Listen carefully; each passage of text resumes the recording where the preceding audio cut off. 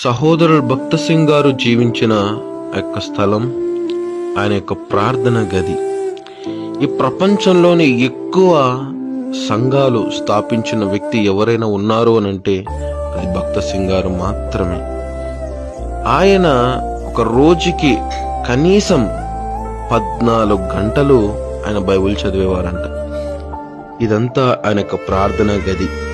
ఆయన యూజ్ చేసిన బైబిల్స్ కావచ్చు, ఇవన్నీ నిజంగా ఆయన ఈ యొక్క గదిలో ప్రార్థన చేయడానికి కూర్చున్నప్పుడు ఎప్పుడు తెల్లవారుతుందనేది కూడా తెలియదంట. రాత్రింబగులు ఆయన ప్రార్థన చేసేవారు. ఆయన మోకరించి ప్రార్థన చేసినప్పుడు ఖచ్చితంగా అవి జరిగేవంట. దేవుడంత గొప్ప కార్యాలు జరిగించేవారు. ఇంత గొప్ప దైవజనుడి యొక్క ప్రార్థన గదిని చూడడానికి దేవుడు ఇచ్చిన గొప్ప అవకాశమును బట్టి దేవునికి కృతజ్ఞతలు చెల్లిస్తున్నానండి. మీరు కూడా వెళ్ళండి. హైదరాబాద్కి వెళ్ళినప్పుడు అవి మీరు చూడకోకుండా ఇలాంటి గొప్ప దైవజనుడు జీవించిన స్థలాలకు మీరు వెళ్ళండి. ఆమేన్.